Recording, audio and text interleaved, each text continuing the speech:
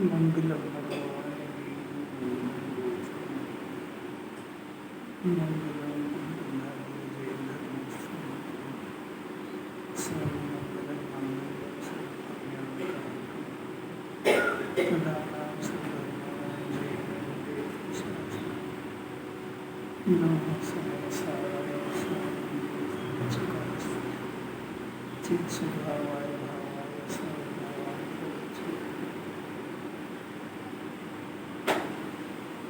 प्रश्न। शास्त्र में परस्परो जीवा नाम कथन आता है ना, क्या पूज्य गुरुदेव वह कथन उच्चार से है? प्रत्येक द्रव्य अपने द्रव्य गुण पर्याय से है, जीव जीव के द्रव्य गुण पर्याय से है और अजीव अजीव के द्रव्य गुण पर्याय से है। इस प्रकार सभी द्रव्य परस्पर असहाय हैं। वह तो उस प्रकार के निमित्त नैमित्तिक संबंध का ज्ञान कराने के लिए उस उपचार का सच्चा ज्ञान वस्तु सुख की मर्यादा समझ में आए तभी होता है। जिनवाणा में लिखा है ऐसा, तत्वा सूत्र में सूत्र है, परस्परो ग्रहो जीवानाम, और परस्पर में एक जीव को दूसरे जीव का ऊपर उपकार करना चाहिए, ऐसा लिखा शास्त्र। तत्वा सूत्र में सूत्र है। अब बात यह है कि जब तक इस जीव को निश्चय का और व्यवहार का ज्ञान नहीं होएगा, तब तक ये जीव जितनी बातें जिनवाणी में व्यवहार की लिखी है उसी को पढ़ेगा और उसको निश्चय मानेगा। तो बजाय जैन धर्म का सच्चा ज्ञान होने के मिथ्या दर्शन मिथ्या ज्ञान पुष्ट हो जाए। अब मजबूरी ये है कि पूरी जिन्हें भगवान के जितने वचन हैं जिनवाणी पूरी लिखी है वो सारी व्यवहार से लिखी है। अब इसको निश्चय व्यवहार का ज्ञान नहीं है, व्यवहार के बिना बातें कहीं नहीं जा सकती है। तो अब ये तो मजबूरी हो गई, और जीव था इतनी फुर्सत है नहीं उसको, वो तो उसको जब टाइम मिले तो सुनता है। ऑप्शनल सब्जेक्ट बना रखा है जी, कंपलसरी नहीं है उसको। पहले सब जगत का काम वगैरह हो जाए उसका, फिर सुनेगा जी। पहले जगत का मान मर्यादा मिल जाए, सब हो जाए, फिर सुनेगा। ऑप्शनल सब्जेक्ट बना जाए तो निश्चय व्यवहार तक तो पहुँचे कैसे? तो अनंत काल में पका हुआ दाव चला जाता है उसके हाथ से। अब वो बताते हैं, वह कथन उपचार से।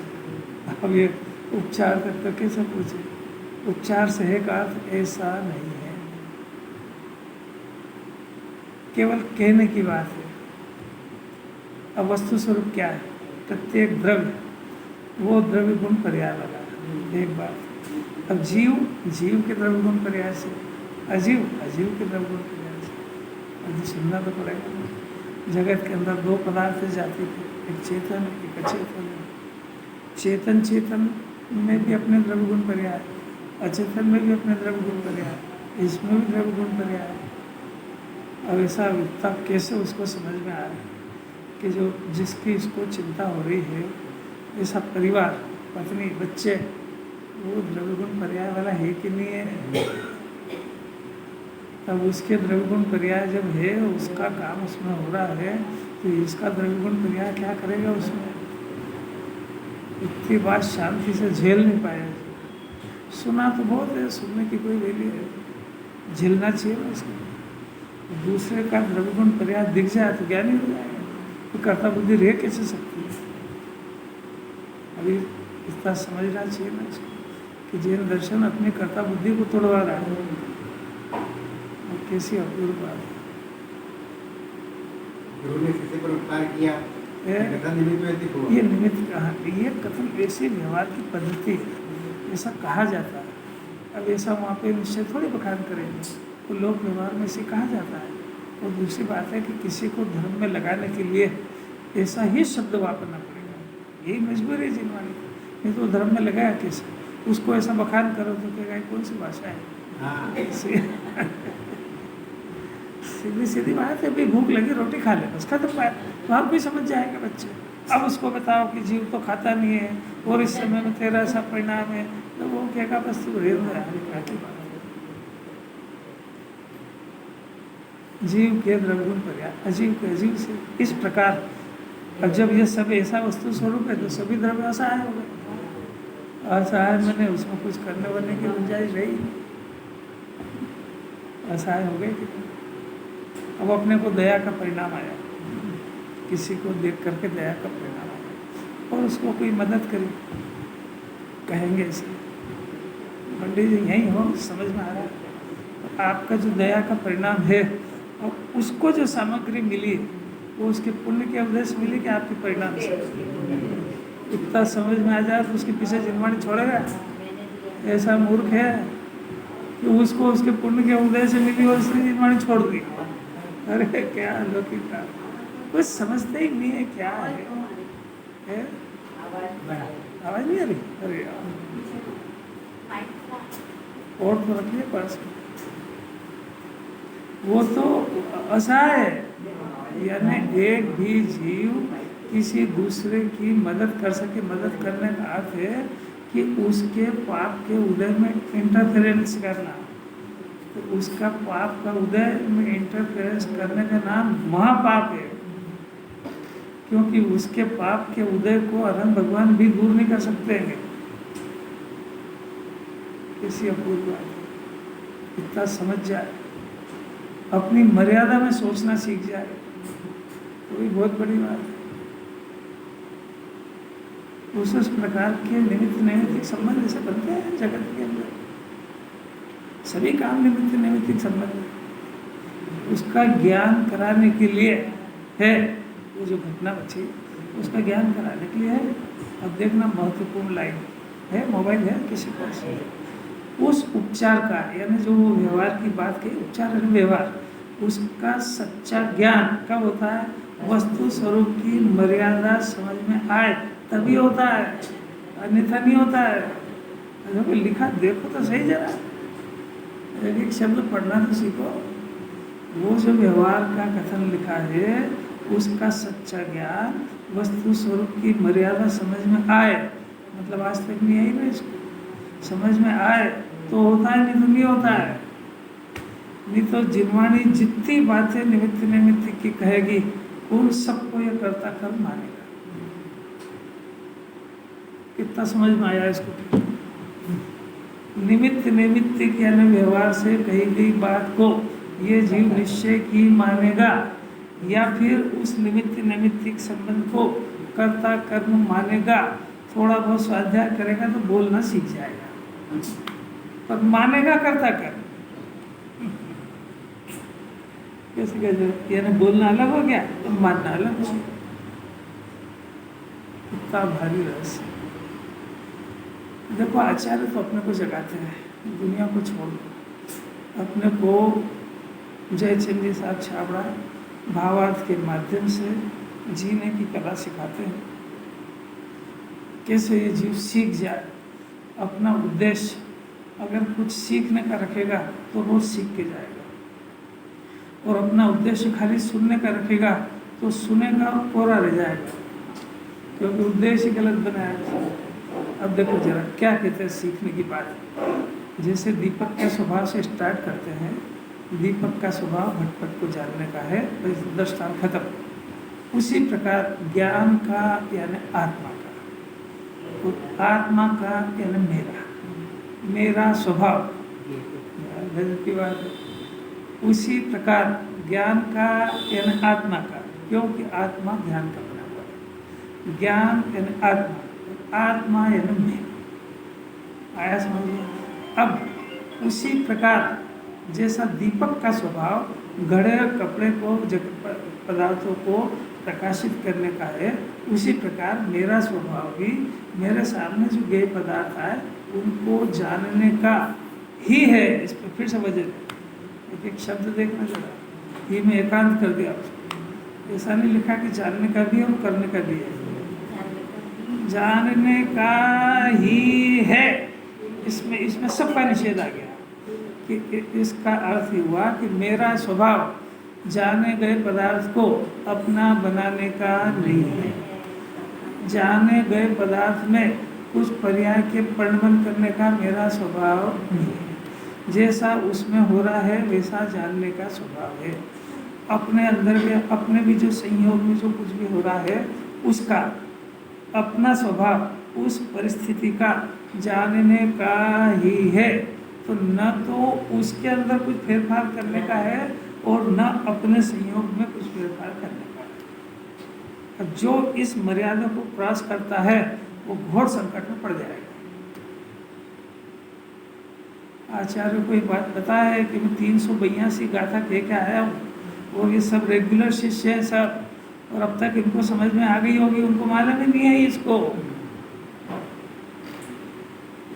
जिस दिन इसकी मर्यादा ये मर्यादा में आ जाएगा कि मेरी मर्यादा जानने तक ही है, किसी भी जाने गए पदार्थ को अपना बनाने की, उसकी पर्याय को बदलने की, उसमें क्यों लगाने की, उसमें हेरा फेरी करने की, अपने भी संयोग में शरीर की कोई वर्णन को बदलने की, इस शरीर को टिकाने की ऐसी अपनी मर्यादा नहीं है।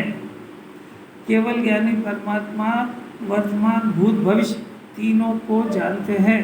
तो मैं भविष्य की नहीं जान सकता, भूत की नहीं जान सकता, तो कोई बात नहीं, जैसी हो रही है वैसा जानने का स्वभाव है।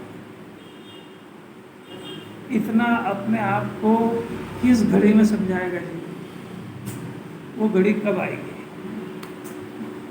आज तक तो नहीं है। 10 साल हो गए, 20 साल हो गए, इस 20 और 50 साल से कोई वास्ता नहीं। जिस दिन इसका ज्ञान अपनी मर्यादा में आ जाए उसका परिणाम एक कर्ता बुद्धि छूटना चाहिए। उसका परिणाम कि अनंतानुबंधी आकुलता उसका चिन्ह है। अगर अंदर में अनंतानुबंधी आकुलता पैदा हो रही है तो वो आकुलता ये बात बता रही है कि तुमको जानने की तमीज अभी तक पैदा नहीं हुई। आपको तो आकुलता होती ही नहीं किसी को। जब जिनवाणी कह रही है कि आकुलता नहीं होती तो द्रव्य की बात करता है कि द्रव्य में कहाँ आकुलता सब? द्रव्य में नहीं तो पर्याय में तो है। इसी अद्भुत बात है। मेरा स्वभाव ज्ञ को जानने का ही है। देखो ऐसा वस्तु स्वभाव मैंने मेरा आत्मा का स्वभाव। अब देखो, अब आगे बात करते हैं कि ज्ञ को जानने मात्र से ज्ञान में विकार नहीं होता है। अगर ज्ञान सही तरीके से जानना सीख गया तो वो जब जानेगा तो उसमें कोई जानने से विकार का क्या संबंध है? विकार तो आगे तो बेईमानी करता है तो विकार खड़ा होता है। तो अगर विकार उत्पन्न हो रहा है अभी फिर से वो पाठ पढ़ो, अपनी मर्यादा में जानना सीखो, क्योंकि जानने से विकार होते ही नहीं। अगर जानने से विकार हो तो केवल ज्ञानी तो 3 लोग 3 काल जानते हैं, तो उनको तो बहुत विकार होना चाहिए। इसका अर्थ क्या हुआ? कि इसका अर्थ ये हुआ कि विकार का संबंध जानने से नहीं है, विकार का संबंध अपनी कषाय भाव से। अपने को जितनी कषाय होगी उतना कषाय होगी, जानने से उसका कोई संबंध नहीं है। एक बात। दूसरी बात है कि जानना और नहीं जानना, तो नहीं जानने वाले को भी कषाय नहीं होती, कि जानते ही नहीं है तो कषाय कैसे होगी? उसका नाम है अजीब और जड़। वो जानते ही नहीं तो कषाय नहीं होती। अब कोई ये कहे कि मैं तो इसको जानता हूँ तो कषाय होती इसलिए आँख बंद कर लूँ, आँख बंद करना कषाय होने का कारण नहीं है। पुरुषार्थ उसको कहते हैं कि जानेगा और कषाय नहीं होगी। कैसी अलौकिक बात है। विपरीतता होगी और घबराएगा नहीं, इसका नाम पुरुषार्थ है। सामने वाला बहुत कमजोर है और अपन बहुत ताकतवर है, और ताकतवर हो करके उसको सताने का परिणाम नहीं आए, इसका नाम पुरुषार्थ है। न्याय समझो। वो बलवान है और ये कमजोर है कि मैं नहीं लड़ता उससे, तेरी ताकत ही नहीं, क्या लड़ेगा?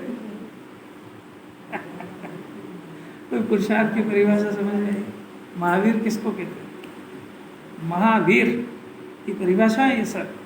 धन होगा मान्य होगा, ज्ञान होएगा और अभिमान नहीं होएगा, नशा नहीं आएगा, बलिष्ठ होएगा और दया का परिणाम होएगा, जानेगा वो कषाय नहीं होगा, परिस्थितियां विपरीत होएगी और भयभीत नहीं होएगा। इसका नाम पुरुषार्थ है। कोई समझ में आती है कि नहीं आती कुछ? जैसे अलौकिक बात है, दुनिया में तो हर प्रसंग ऐसे ही बनेंगे, इससे विपरीत ही बनेंगे, गारंटी से बनेंगे। उसमें क्या है? विपरीत परिस्थिति में और तो और ये सारे संयोगों में एक साथ आग लग जाने वाली है। अभी इतने सारे रोज अखबार में खबरें आ रही कि नहीं, एक साथ सभी संयोग एक साथ छूट जाएंगे। तो कल्पना तो कर ही सकते हैं ना, छूट जाए तो क्या छूटेगा ही, छूट जाओ का प्रश्न क्या है? उस छूटे हुए को अभी से छूटना हुआ देखने वाले को छूटते समय अकुलता और घबराहट नहीं होगी।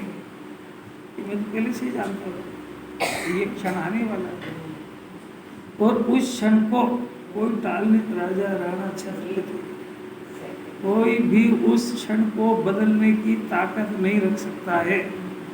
12 वर्ष पहले ही दिव्य ध्वनि में घोषणा हो गई थी कि ये द्वारका जलेगी और इस दीपायन के निमित्त से जलेगी, और उस समय कोई भी नहीं बचेगा। तो बलदेव 3 खंड के अधिपति वो कहने लगे कि आग लग गई है तो सबसे पहले माँ बाप को बचा लो, तो बेल जल गए, और बेल के बाद खुद बेल की तरफ बन गए, और माँ बाप को लेके आ रहे थे तो खुद निकल आए और वो बारसात गिर गई, जल गए। समयो एक बड़े नहीं घटसी। क्या जिन्हें भगवान को कहना है, जो फरियाद जिस काल में होगी उसी काल में होगी, उसमें वो उसी का द्रव्य हेरफेर नहीं कर सकता है, दूसरे को क्या अधिकार है? ऐसा अपने आप को समझा करके ज्ञाता रहे तो अपने आप को मोक्ष में ले जाएगा और अपने आप के ऊपर कृपा करेगा। दूसरे से कोई लेना देना नहीं है, दूसरे को ज्ञान भी नहीं करा सकता है, दूसरे को सुख भी नहीं करा सकता है, दूसरे के वर्तमान परिणाम को बदल भी नहीं सकता है, दूसरे के किसी संयोग को कम ज़्यादा भी नहीं कर सकता है। अगर कर सकता है तो सिर्फ अपने मर्यादा में अपने परिणाम को सुधार सकता है। अपने राग के ऊपर भी इसका अधिकार नहीं है, क्योंकि स्वपर के भिन्नत्व में राग को भी पर के कोठे में डाला जाए। कोई बात समझ में आती है? समय साथ क्या गाता है, तो ऑक्सीजन पे आया हुआ जीव जिंदा हो जाए, ताकत है। कुलकुल्लाचार भावो ब्रह्मांड भरा, आखिर कितने किस लिए इसमें? 5वीं गाथा में कुलकुल्लाचार ने प्रतिज्ञा करी, क्या करी? तो मैं देखो इस समय सार के अंदर तुमको बातें सिखाऊंगा, बताओ तुम कौन सी सिखाओगे? कि स्व से एकत्व की, ऊपर से विभक्त की। तो स्व से एकत्व की, ऊपर से विभक्त की कथा सुनाऊंगा मैं तुमको इसके अंदर। तुमको ये नहीं सिखाऊंगा कि वो भगवान की भक्ति कैसे करते हो रही है। स्व से एकत्व के, ऊपर से विभक्त के, तो स्व का वर्णन आएगा कि नहीं इसमें? तो स्व का परिचय आएगा। स्व यानी शुद्ध आत्मा। अब पर से विभक्त, पर यानी राग द्वेष। आचार्यों की इतनी फुर्सत ही नहीं है कि शरीर को पर कहे, क्योंकि जो 5वीं गाथा को पढ़ने लगा है वो इतना ब्रिलियंट हो गया, वो तो आचार्य मानते हैं कि शरीर को पर समझ चुका होगा। उनको नहीं मालूम था कि ये बिल्कुल नया नया शिष्य है, तो मान लो अपना आचार्य अपन को कह रहे हैं कि शरीर से भी विभक्ति की सुनाऊंगा। आचार्य ने प्रतिज्ञा करी, शरीर को भिन्न बताऊंगा, राग को भिन्न बताऊंगा, आत्मा को अभिन्न बताऊंगा, तो इनसे एकत्व क्या होता है ये भी सिखाऊंगा। 3 चीज का ज्ञान कराऊंगा। ये समय सार की विषय वस्तु चल रही है, आत्मा, शरीर, राग और एकत्व बुद्धि। तो तुमको अभी तक शरीर से और राग से एकत्व चल रहा है, ये मेरे को मालूम है, तो मैं तुमको उससे एकत्व तोड़वाऊंगा और अपनी आत्मा से एकत्व कराऊंगा। ये मैं 415 गाथा में कहूँगा, और मेरे को मालूम है कि 382 तक भी ABCD समझ में नहीं आएगी। गुरुदेव को मालूम था, इसीलिए 19 बार लिया उन्होंने कि जो हाँ तो भरेगा ये, पर यही नहीं समझ पाएगा कि 6 ज्ञान में हाँ करने का अर्थ समझना है ही नहीं, क्योंकि समझने का रिजल्ट मांगती है जिन माया क्या समझ। स्व से एकत्व हो जाए तो कुलकुल्लाचार्य की बात समझ में आएगी। एकत्व का अर्थ ज्ञान, स्वाभाविक आत्मा, ये में कितने विषय आ गए अभी तक कुंकुंदाचार्य की प्रतिज्ञा में। स्व, राग और शरीर, ये दोनों पर एकत्व की विधि, उनसे एकत्व, इसका नाम मिथ्या दर्शन है। आत्मा से एकत्व, इसका नाम सम्यक दर्शन। फिर से सुनना कि आचार्य कह रहे हैं कि स्व से एकत्व, इसको ज्ञानी कहते हैं, और वो राग और शरीर से एकत्व, उसको अज्ञानी कहते हैं। तो जो अज्ञान दशा के अंदर इसके साथ जो जो घटना घटी है, उसका भी मैं ज्ञान कराऊंगा। समझ में आया कि अज्ञानी है तो रहना दो ना साहब, अज्ञानी है तो आपका क्या बिगड़ रहा है कि 84 लाख किसने घुमा है, तो वो उसी बुद्धि से घुमा है, वो भी बताऊंगा। और स्व से एकत्व, मैंने अपने ज्ञान से अपने गायक का एकत्व जब हो जाए तो उसको ज्ञानी कहते हैं। तो वो ज्ञानी बन गया तो मोक्ष मार्ग में उसकी एंट्री हो गई, उसका अंतरंग चित्रण पूरा बताऊंगा। ज्ञानी होने के बाद, उसका मोक्ष मार्ग में प्रवेश हो जाने के बाद, उसका सोचना विचारना सब घर गृहस्थी में रहता हो, वो सब मैं बताऊंगा। इतनी है समय सार की विषय वस्तु। ये तो बस समय सार है, मैंने आत्मा की बात है, और क्या है, इतना सब है। वो एक एक गाथा में यही समझा गए। और 382 में आगे फिर आत्मा का स्वरूप बताते, क्योंकि आत्मा के स्वरूप को अच्छी तरह से जाने बगैर इससे एकत्व नहीं करेगा। एकत्व करने का अर्थ है कि ज्ञान है सुमे, ऐसा नहीं जान पाएगा। क्यों? क्योंकि परिचय के बगैर ये काम होते ही नहीं। आया क्या? समझ में आ रहा है क्या? आ रहा है? कठिन लग रहा है तो कुछ काम करना ऐसा लगता है कि नहीं लगता है कि खाली सुनना ही सुनना लगता है? क्या करें रवि? ये काम की महत्वपूर्ण बात लगती है कि इधर उधर संसार के काम की बात महत्वपूर्ण लगती है? अरे बोलो तो सही, यही लगती है ना, तो इसके पीछे दुनिया छोड़ी जाती है। दुनिया के पीछे ये छोड़े तो अभी पात्रता नहीं पकड़ी, उसकी काल लब्धि भी आई नहीं, अभी बहुत भटकेगा। अभी मतलब अपने को परमात्मा बनाने की बात ही महत्वपूर्ण नहीं लग रही, उस जीव की काल लब्धि थोड़ी पक्की है। यहाँ तो इसकी कीमत पे आहार पानी रोटी मकान दुकान सब छोड़ दे, यहाँ से जाएगा उसके बाद जिंदा रहेगा अपनी कोई गारंटी नहीं है। तो ये बात सुन ले, उसके काम की है बात समझ में आ रही क्या? आज तक जितने सिद्ध बने हैं वो सब सिद्ध बने हैं पहले आत्मा का स्वरूप समझ करके बने हैं। समझे? अब सुनना जरा ध्यान से। आत्मा के स्वरूप को समझने के पहले उनको किसी की देशना अवश्य मिलती है, ऐसा नियम है। मैंने कोई ना कोई उनको आत्मा के स्वरूप को बताने वाला इस विश्व में मिला है, उसके बाद उनको समझ में आई ये बात। अपने आप आज तक किसी को समझ में नहीं आई, आती उपादान से ही है। पर या निमित्त या जीव को मिले अनंती बात, समझ नहीं पाया तो भटकत फिरो गमार की तरह भटकते फिरो। उपादान सुनते नहीं भटकत फिरो गमार, आचार्य के ना गमार की तरह भटकता रहा, जो कह रहे सुनते ही नहीं है।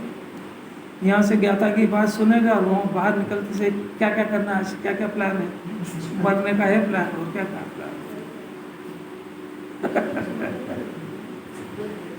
अरे क्या आचार्य ने जब काल लब्धि की बातें करी तो उन्हें बता दिया काल लब्धि किसको कहते हैं। कि तेरे को अगर ये अपने स्वभाव की जानने की विधि समझ में आने की प्रसन्नता लगती हो, वो तेरा दिल कहे क्यों हो, मैं अभी तक यही नहीं समझ पाया कि जानते कैसे। मैं तो फालतू ही जाना और उसके पीछे क्लेश करने लगा, जाना और उसके पीछे अपने ज्ञान को बर्बाद करने लगा। ऐसा बताने वाले देव तो आज पहली बार मिले। हो मुझे तो इन बातों की खबर ही नहीं। जानना मेरा स्वभाव है, जाने गए में छेड़ाछाड़ी करना मेरा स्वभाव नहीं है। आगे जाके तुम कह रहे मोक्ष करना ये भी तेरा काम नहीं है।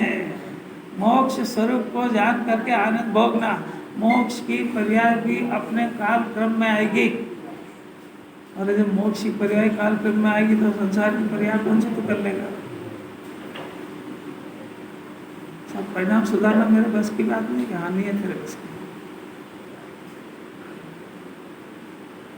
नहीं है। तो जिनवाणी में तो बहुत लिखा है कि जिनवाणी के अंदर ऐसा लिखा है कि परिणाम तेरे बिगड़ते हों और कभी तेरे को ऐसा लगे कि परिणाम को सुधारना है, तो परिणाम को सुधारने की विधि जिनवाणी से पूछना, अपनी अकल से परिणाम को छेड़ाछाड़ी मत करना। ऐसा आप बता दो क्या है कि अपरिणामी को देखने से परिणाम सुधरते हैं, बिगड़े हुए परिणाम को देखने से और बिगड़ते हैं। कैसा नियम है? कैसे किसी बात है, इसको सुन के प्रसन्न ही मरे मरे मुंह से सुनता है। इसको सुन के तो दिल खिल जाए, 24 घंटे सोचने का मसाला मिल जाए उसको। बहुत ज़्यादा डोज थोड़ी है, एक ही गाथा में काम हो सकता है। वहाँ से 5वीं गाथा से लेकर इतने सब्जेक्ट चल रहे हैं एक साथ, उसमें हम फिर ज्ञान की बात करें। आत्मा का स्वभाव ज्ञेयों को जानने का है, ऐसा ही स्वभाव उसका। ज्ञेय को जानने से आत्मा में कोई विकार नहीं होता है। राग द्वेष मोह, अभी राग द्वेष मोह को विकार समझे बहुत बड़ा काम है। 382 गाथा आ गई, वहाँ तक राग द्वेष को स्वभाव समझता है। बोलो, स्वभाव समझता है कि विभाग समझता है? पूछ रहे हैं क्या है, ये नहीं पूछ रहे हैं, क्योंकि टीपा हुआ ज्ञान तो सब सही है इसका। स्वभाव समझता है। राकेश जी आज ईमानदारी से बोला, ये ज्ञान अंदर झांक के देखेगा तो ये ज्ञान जो है ये आचार्यों के और केवल ज्ञानी से कनेक्शन वाला ज्ञान है। ये थोड़ा थोड़ा उनसे टचिंग वाला ज्ञान है। तो थोड़े थोड़ी ईमानदारी सीख गया है। तो जब अब इससे पूछा कि राग द्वेष तेरा होते हैं? हाँ होते हैं। तो फिर को अंदर कैसे लगते हैं? स्वभाव लगता है कि विभाग? ऐसा स्वभाव लगता है। तो सही बोल रहा है। तो जिनवाणी आचार्य समझाएंगे, देख ये विभाग है, तू स्वभाव समझ गया, तेरी गलती है। क्योंकि जिस भाव से कर्म बंधे, जिस भाव से तू दुखी हो, जो भाव का कनेक्शन कर्तव्य से हो, वो कैसे सुख होएगा? जरा शांति से विचार तो सही। वो तेरा जो जन्म मिला है, तेरे को जो देव मिले हैं, उन्होंने तो राग द्वेष का अभाव कर दिया। तो अगर वो स्वभाव होता तो अभाव क्यों करते वो? तो विभाव था ऐसा समझे तभी तो उसको नष्ट कराया। तो तेरा जन्म अभी इसीलिए हुआ है कि व्रत उपवास के लिए और कुछ दुनिया भर के काम करने के लिए नहीं हुआ है।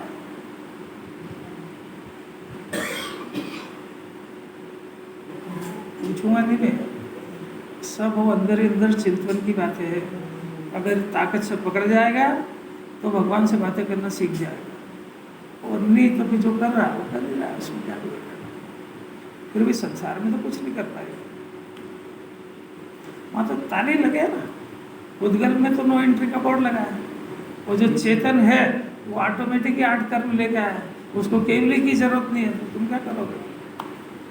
उसको चक्रवर्ती बनना है तो भगवान की कृपा से नहीं बनता है, और उसको भीख मांगना है तो कोई दुनिया में रोक भी नहीं सकता उसको। अरे जिनवाणी के अकाट्य फैसले है, ये सुनने वाला निराकुल शांत नहीं होगा तो होएगा कौन दुनिया में? अधिकारी है ये जी।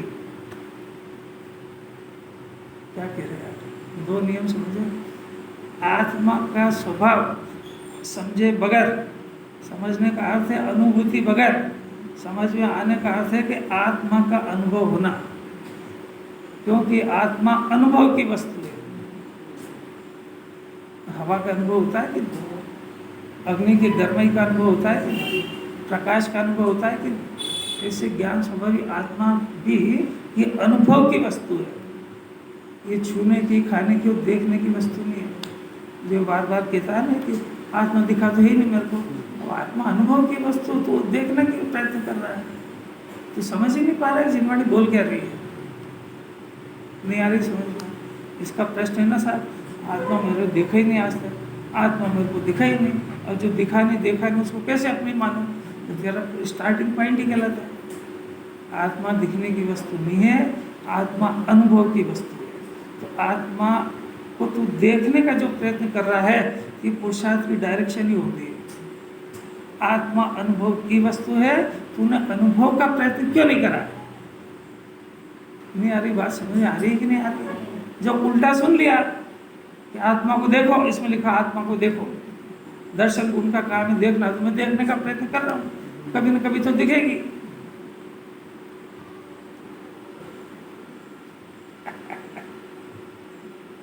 ज्ञानी होने के बाद भी परोक्ष अनुभव आती है आत्मा, प्रत्यक्ष तो केवल ज्ञान का विषय।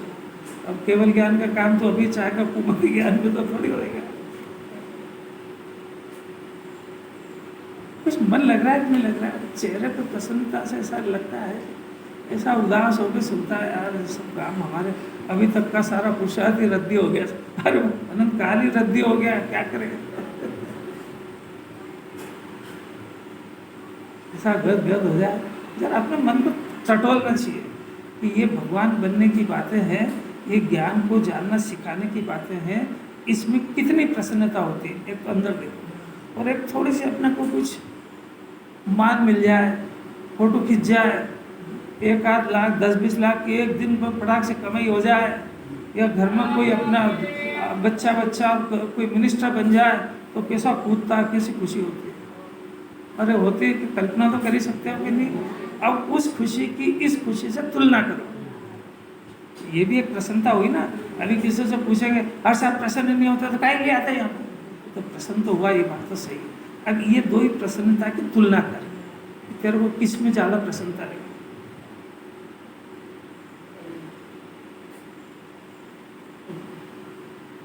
हवा में थोड़ी बात चली, अंतरंग का कलेजा टटोलो जरा कि ये बात तो सिर्फ सुनने की है और वो अनुभव करने की। मजा आया कि नहीं आया उसमें?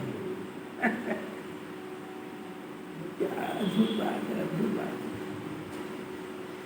अब बात वो कहना है कि जितने अरण सिंह बने आज तक, वो आत्मा को जान करके अनुभव करके बने। दूसरी बात कि वो जानना और आत्मा का अनुभव, जो जानकार है ऐसा उसकी वाणी और उसकी गाइडलाइन के बगैर आज तक किसी को नहीं हुआ, अपने आप नहीं होता है।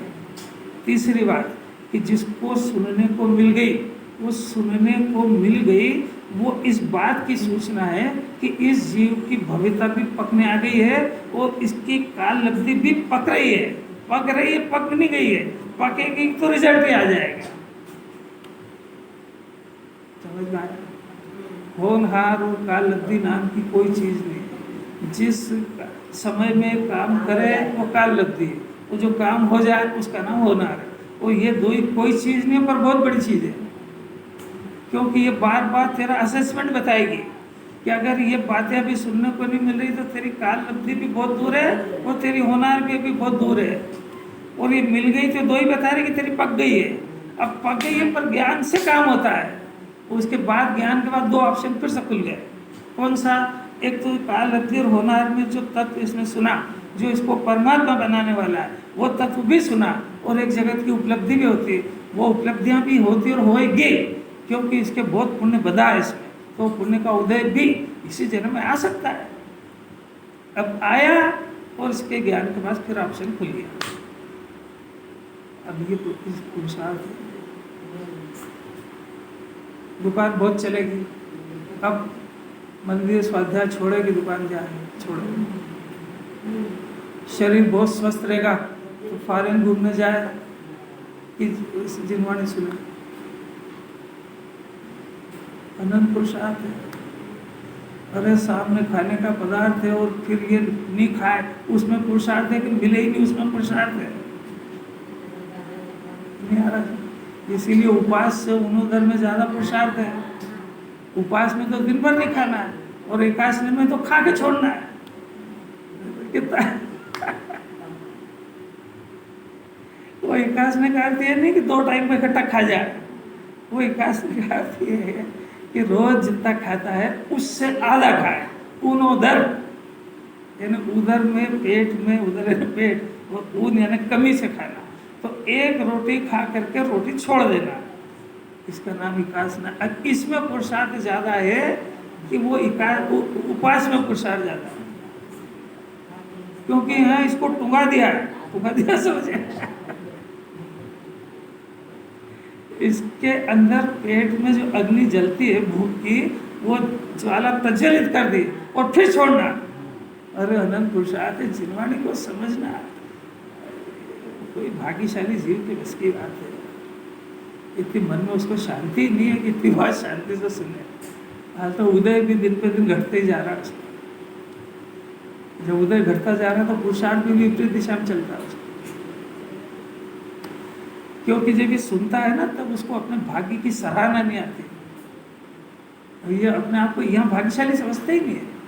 जब भी इसको पुण्य के उदय की बात आएगी तो बाहरी सही और साहब आपके तो पुण्य के उदय की क्या बात है, पर हमारा इतना पुण्य का उदय, अरे मूर्ख जिसको ही भगवान बनने की बात मिलती है उसका पुण्य का उदय है। मेरे को अभी तक समझ ही नहीं आ रही। धन तो पापशाली के भांति बहुत होता है, खरीद ले तुमको एक तरफ तुमको खड़ा कर दो, सोना है उसके पास, इतना धन है उसका, क्या करे उसको। जीवन वचन सुनने को मिलते किसको। देखो, ज्ञेयों को जानकर उनको अच्छा बुरा मानकर आत्मा रागी देशी या भिखारी होता है जो कि अज्ञान है। और कैसा लिखा आचार्य, यानी अभी कितनी गंभीर बात है कि आत्मा ज्ञान स्वरूप होते हुए भी परिणमन अज्ञान स्वरूप कर रहा है। इतना न्याय की बात है। आत्मा ज्ञान स्वरूप है तो परिणमन कैसा होना चाहिए, ज्ञान स्वरूप होना चाहिए। अब ज्ञान स्वरूप होने पर भी वो अज्ञान रूप परिणमन करता है। ज्ञाता होने पर भी कर्ता रूप परिणमन करता है। निर्भय और निशंक होने पर भी हर जगह शंकित रहता है। निराहारी होने पर भी 24 घंटे आहार की चिंता करता है। निर्गंध होने पर भी, निष्प्रयी होने पर भी 24 घंटे परिग्रह की चिंता करता है। क्या हो गया इसको, अच्छा करते हैं। कुछ समझ में आ रही क्या, आ रही है कैसा कर क्या रहा है। अभी तो जैसा है सरल इतना कर दिया आचार्य, जैसा है सिर्फ वैसा सोचने का और विचारने का कह रहे हैं, जैसा है वैसा रहने का नहीं कह रहे हैं, क्योंकि वो इच्छा थी आसानी से मरने वाली नहीं है। पर ऐसा सोच विचार तो जन्म हो सकता है। इतना कठिन, अगर जैसा वस्तु स्वरूप है वैसा तुमको रहने का कह दो तो जिनवाणी सुनना बंद कर देगा। कि तुम निष्परिग्रही हो तो फिर तुमको कपड़े खरीदने की जरूरत नहीं, तुम निराहारी हो तो रोटी खाने की जरूरत नहीं, तो भाग जाएगा, मेरे को नहीं सुनना चाहिए। जिनवाणी कह रही कोई बात नहीं, तेरी आहार संज्ञा, तेरी भय संज्ञा, मैथुन संज्ञा है ना, व्याप कर ले जा, कुछ नहीं बिगड़ता उससे। 19 तीर्थंकरों ने करा, घबराया मत। और क्या चाहिए, कैसी कैसी गजब की बात है। जो इसकी परिस्थितियाँ उसके अनुसार जिनवाणी डाल रही है। बच्चे को एकदम से नहीं खाना, टाफी आप खा ले जा, कुछ नहीं, धीरे धीरे से छोड़ देगा, अच्छी चीज़ खिलाएंगे, धीरे धीरे छोड़ देगा। ऐसा जिनवाणी कह रही कोई बात नहीं, ये सदियाँ इतनी आसानी से नहीं जाती है, पर तेरे स्वरूप के अनुसार सोचना शुरू कर देना। ऐसे ही कर्म का उदय आए तो उदय अनुसार मत सोच, वस्तु स्वरूप के अनुसार सोच ले, इतना कर सकता है। भूख लगेगी तेरे को, हम ये कह नहीं रहे, लगेगी, इससे वस्तु स्वरूप है तो भूख लगेगी, तो वस्तु स्वरूप के अनुसार सोच। खाना मेरा स्वभाव नहीं है, वो जितने कम पाप में मेरा काम चल सकता है, अधिक पाप क्यों करूँ, इतना विचार कर ले बस। तीसरी बात है, तेरे परिवार की चिंता नहीं सताएगी, ऐसा नहीं कह रहे, परिवार की चिंता सताएगी तेरे को, तो उनके उदय को भी सामने रख देना और अपने उदय को और अपनी मर्यादा को भी सामने रख देना, ऐसा विचार कर लेना बस। इसमें क्या तकलीफ है कि नहीं नहीं मैं तो उसकी बदलूंगा, बदल के देख ले, वो तो कर ही रहा है हमारे से। उदय के काल में विचार नहीं होता, उदय के बाद में होता। देखो ऐसा है कि ये अपने अभ्यास की बात है, जिसका जैसा अभ्यास हो। मुनिराज को तो उदय के काल में हो जाता है, महापुरुषार्थ है। अब अपने से अगर ताकत हो तो उदय के काल में करो, नहीं हो तो उदय के बाद ही सही, बाद की कषाय कटी, नहीं तो जन्म जन्म ले जाएगा भी। आखिर उसको शांत तो करना है, अभी अपना पुरुषार्थ है। अगर ये अभी अच्छी परिस्थिति में ऐसा तत्व का अभ्यास बहुत करेगा तो जब उदय आएगा तब भी उससे भेद ज्ञान करेगा। ये तो जिन्होंने सिखाई रही है, और ये अभी अच्छी कंडीशन में सिखा रहा है इसको। उदय में तो क्या सुनेगा ही नहीं है, उदय में तो मारने दौड़ेगा। मेरा तो पेट दुख रहा है, आपको आत्मा की बात याद आ रही है, मेरे पास तो खाने का नहीं, मैं तो तीसरी मंजिल से गिर गया हूँ और मेरा पाँव टूट गया, अभी मेरे को डॉक्टर की जरूरत है, पर तुम कह रहे हो आत्मा का विचार करो, पागल है क्या।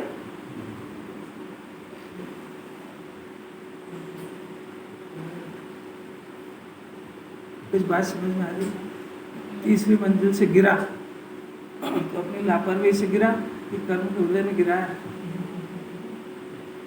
लगाओ दिमाग, लगाओ जितना लगा सकते हो।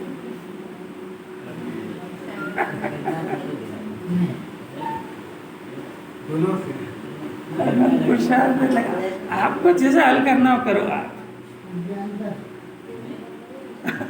सोचो सोचो, चलो देखो। रागी देशी विकारी होता है जो कि अज्ञान। अब आचार्य सोच करते हैं कि वस्तु का स्वभाव तो ऐसा, तेरे को शुरू से समझाता है, वस्तु का स्वभाव तो ऐसा है कि ज्ञान, आत्मा को ज्ञान कहते हैं, ज्ञान को आत्मा कहते हैं, और उसका स्वभाव जानने का है, किसी गेम हस्तक्षेप करने का नहीं है। और ऐसा है, फिर भी यह आत्मा अज्ञानी होकर मैंने वस्तु स्वभाव को भूलकर, अपने स्वभाव को भूलकर राग द्वेष क्यों परिणमित होता है? इस सुख स्वभावी आत्मा दुख रूप परिणमन क्यों करता है? ये घर में सब तरह की संपन्नता होने पर भी ये निमोली क्यों खाता है? ये इतने वीतरागी देव मिलने के बाद में ये रागी द्वेषी देवों के पास क्यों माथा फोड़ने जाता है? ये ज्ञाता होने पर भी कर्ता की बातें सुनने क्यों जाता है?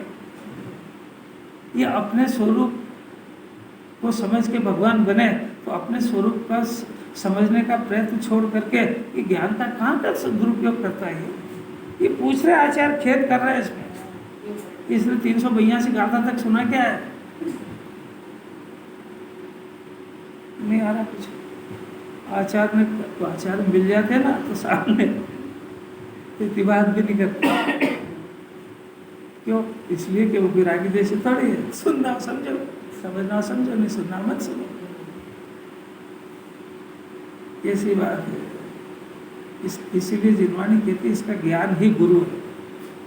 अब तुम्हारे पास ऑप्शन है कि तुम अपने आत्महित की बात पहले सुनो कि जगत के मान के शायद और कोई काम वो पहले करो। ये ऑप्शन है, तुम्हारा गुरु तुम्हारे पास है, वो गुरु ही होता तो जाओ वहाँ पे, रोकेगा कौन? और वो गुरु सही सलाह तो दे।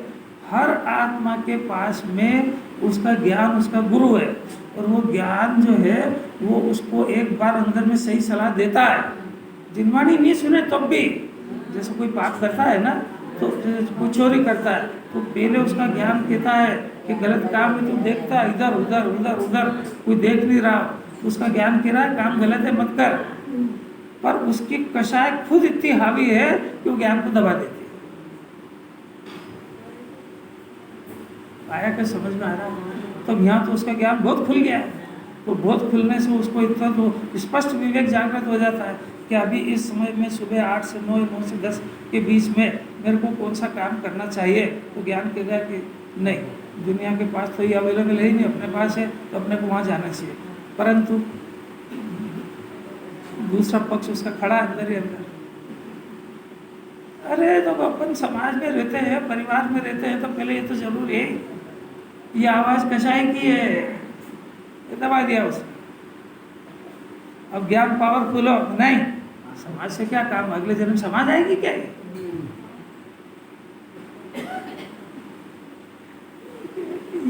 ये आपस में बातें करना, अपने अंदर बातें करना कुछ आती है कि नहीं आती है?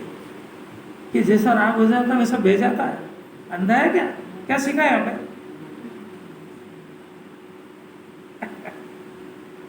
कितनी बुरी लग रही, कितनी बुरी लग रही, भाई नहीं रही मन। आचार्य तो कह रहे क्यों राग द्वेष पढ़ने, तेरे को अभी तक क्या सिखाया? ज्ञाता रहना क्यों नहीं सीखता? देखो अपनी स्वाभाविक उदासीनता, ये स्वाभाविक जीव का उदासीन रहना ही वितराग भाव, उसका अपना स्वाभाविक उदासीन अवस्था वितराग भाव रूप नहीं देता है।